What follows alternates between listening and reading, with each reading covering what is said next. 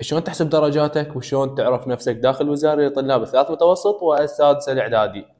وطبعا ها الدخول الوزاري حتى لو كانت درجاتك ضعيفه راح تدخل وزاري، راح تطلع نتيجه قدامكم. لاحظوا انه هذا الطالب ماخذ مادتين صفر وماخذ 18 وماخذ 12، ولاحظوا راسب كل المواد ما عدا ماخذ 55 يمكن ماخذ 60 درجه فقط ذني، اما باقي المواد وكل الفصل الاول وكذلك نصف السنه كلها راسب بيها. وراح يدخل وزاري؟ نعم راح يدخل وزاري. فخلينا نتعلم شلون طريقه الدخول الوزاري. شلون اعرف نفسي داخل وزاري لسنه 2025 لطلاب الثالث متوسط والسادس الاعدادي؟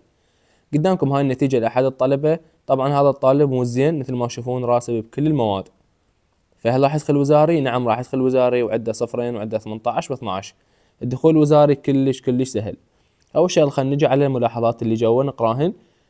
الشغله الاولى النصف الاول زائد النصف الثاني شبيهن متكونات من شهر اول وشهر ثاني، اكيد تعرفوها هذه. الشغله الثانيه المجموع النصف الاول زائد نصف السنه زائد النصف الثاني او الفصل الثاني لازم يساوون 150، يعني تجمع النصف الاول ونصف السنه والنصف الثاني. من يطلع لك 150 وفوق يعني 150 151 160 170 الى اخره، فانت هنا تعتبر ناجح. ليش؟ لان ال 150 متقسم على 3 يطلع لك 50 تعتبر داخل بهاي الماده. عرفنا هاي الملاحظة وكي تعرفوها.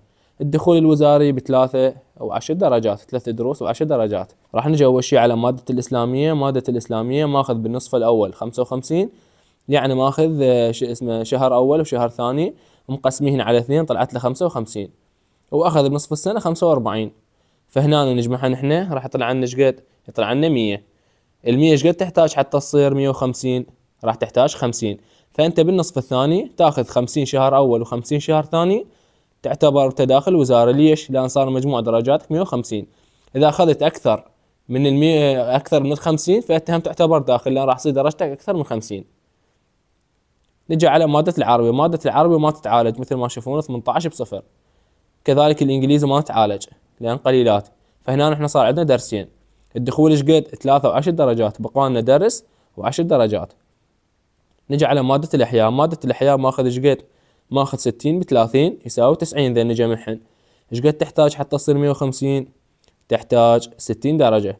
فنخلي 60 يطلع لنا 150، 150 تقسيم 3 يطلع لنا 50، نعتبر داخلين بهاي المادة.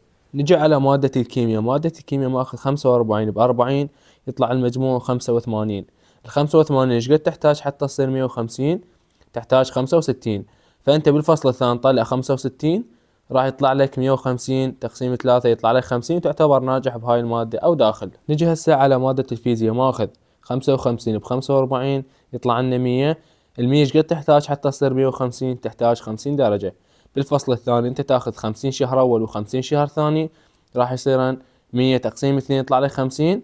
ف100 مال الفصل الاول ونصف السنة زائد ال50 مال الفصل الثاني راح يطلع لك 150 تقسيم 3 يطلع لك 50، تعتبر داخل. نجي على الرياضيات. ماخذ 43 ب37 يطلع لك المجموع 80 درجة. انت هنا لازم تحتاج 70 حتى تطلع 150. فانت هنا ما قدرت تطلع 70، طلعت 40 رسبت يعني. ف80 و40 يطلع لنا 120. 120 تقسيم 3 يطلع لنا 40، تعتبر راسب بالرياضيات. فايش صار عندك؟ صار عندك 3 مواد رسوب، العربي والانجليزي والرياضيات.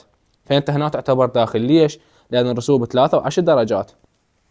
مثلا انت عندك ماده ثالثه رسبت بيها والرياضيات الرابعه. الرياضيات انت ماخذ بها 40 فيعطوك 10 درجات ويبقى عندك 3 دروس وهم تعتبر داخل وزاري.